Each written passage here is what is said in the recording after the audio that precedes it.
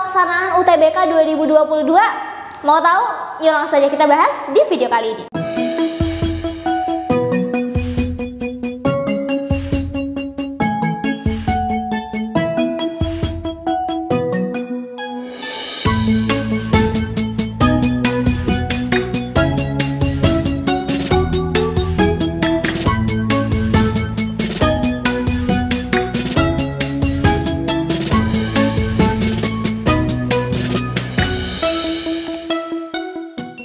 Sebelum ke intinya, kakak mau ngingetin lagi kalau GP Media lagi ada tryout. Mulai dari 15.000 kalian bisa ikutin 3 kali tryout, dapat prediksi kelolosan dan juga cara-cara gampang buat ngerjain soalnya. Jadi tunggu apa lagi? Yuk daftar sekarang. Halo semuanya, balik lagi di GP Media Channel. Sebentar lagi kita udah mau menghadapi UTBK 2022. Ayo, deg-degan gak nih?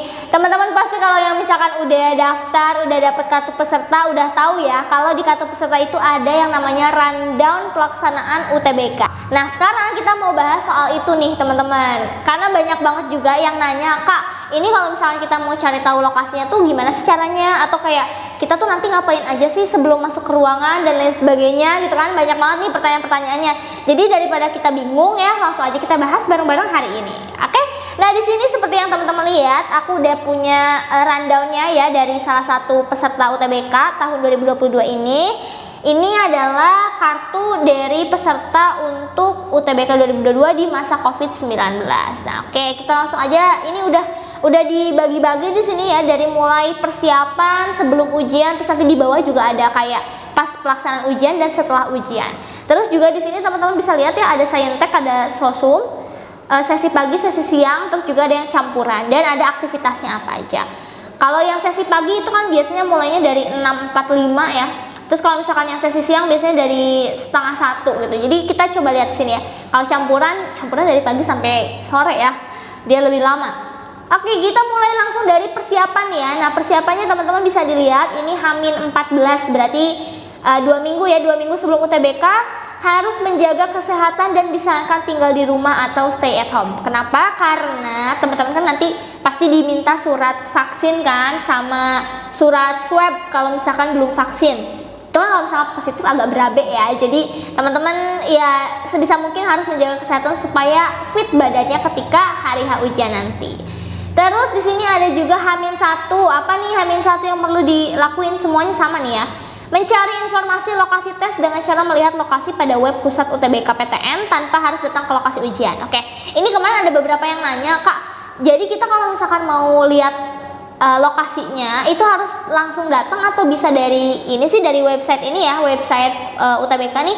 Sebenarnya teman-teman kalau yang jauh banget nih, misalnya jauh banget belum sempat untuk datang, boleh lewat lokasi di web itu ya, di websitenya tuh ya. Jadi nggak langsung datang ke lokasi ujian, atau misalnya ada beberapa kendala nih nggak bisa datang ke lokasi ujian ya, berarti lihatnya dari website. Tapi kalau misalnya teman-teman tuh deket nih ya, bisa langsung ke lokasinya, terus juga di lokasinya boleh masuk gitu ya, kita sebagai tamu kan berarti ya bisa nih masuk ke pusat UTBK tersebut ya. Teman-teman masuk aja, karena kan kalau misalkan di website tuh untuk beberapa kendala dan untuk menghindari kerumunan ya. Jadi kalau misalnya teman-teman bisa menjaga protokol kesehatan dan diperbolehkan juga untuk melihat dari pihak PTN-nya, yaitu boleh masuk berarti. Tapi kan nggak lama-lama ya, teman-teman cuma datang, habis itu lihat nih ruangannya di mana ya, lab apa atau di SMA mana dan lain sebagainya ruangannya. Nanti baru oh ini ruangan aku nih gitu kan, pasti kan nggak dibuka ruangannya. Jadi ya udah teman-teman cukup lihat aja dari luar, oh di sini. Jadi nanti kalau misalkan rutenya tuh nggak sampai salah ruangan juga gitu aja kan ya. Atau kalau misalnya teman-teman datang ternyata itu lagi tes UTBK ya, datangnya pas jam-jam istirahat lah, jam 11:30 tuh ya, pergantian sesi pagi ke sesi siang boleh tuh. Oke. Dan membuat perakiraan waktu tempuh dari tempat tinggal atau lokasi asal ke lokasi ujian. Teman-teman ini butuh berapa jam sih? Misalnya teman-teman tuh rumahnya agak jauh ya, butuh kayak 2 jam misalnya. Ya berarti kalau tesnya pagi, misalnya paginya jam 6.45, berarti kalau 2 jam sebenarnya jam berapa tuh? Jam 4 ya, 4.45. Wah, berarti harus dari dini hari banget tuh. Ya, pokoknya diperkirain lah waktunya ya, butuh berapa jam ya untuk nyampe ke pusat atau lokasi UTBK-nya. Oke, nah itu untuk persiapan ya, jangan sampai ini kelewatan. Terus selanjutnya ini sebelum ujian, berarti ini di hari H tapi sebelum ujian ya. Oke, sebelum ujian ini kita lihat Ini tergantung lokasinya apa aja, tapi kalau kita lihat aktivitasnya harus sarapan atau makan siang di tempat masing-masing. Jadi nggak bisa sarapan di lokasi UTBK-nya gitu ya, atau makan siang di lokasi UTBK-nya. Kalian udah makan di rumah lah, intinya gitu ya. Berangkat menuju lokasi ujian, terus membawa semua dokumen yang disyaratkan. Kartu peserta UTBK, tuh, surat keterangan kelas 12 untuk angkatan 2022 atau SKL ya, surat keterangan lulus kalau udah ada juga boleh. Ijazah atau legalisir ijazah bagi lulusan 2020 dan 2021.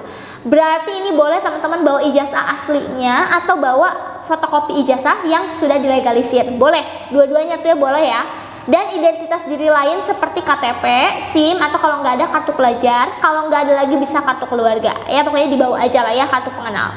Oke, terus memastikan sudah menggunakan masker, sarung tangan, dianjurkan aja sih tapi ini ya. Face shield juga dianjurkan, hand sanitizer dan lain-lain. Ya sebenarnya tapi ini juga bisa tergantung di pusat UTBK-nya sih. Kadang kalau hand sanitizer disediakan juga di sana gitu kan.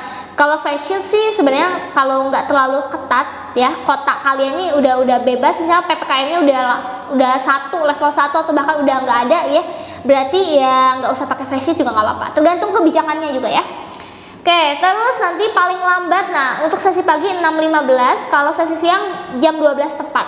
Kalau campuran ikutnya ke pagi ya 6.15. Nah ini memastikan sudah tiba di lokasi menuju area transit atau tunggu yang disediakan oleh panitia UTBK. Jadi sebelum kalian masuk ke ruangan itu nanti kalian bakal ada kayak waiting room gitu ya, ruang tunggu gitu. Nah di ruang tunggu ini biasanya itu pada belajar dulu ya, ada yang belajar dulu, terus ada juga yang penting juga nih ya, ke toilet. Karena nanti kalau misalkan udah di dalam, kalian nggak bisa tuh ke toilet ya. Bisa sih, izinnya bisa, cuman waktunya nggak ada tambahan gitu. Jadi kalau misalkan kalian ke sana ke toilet kan pasti berkurang tuh ya waktu tesnya.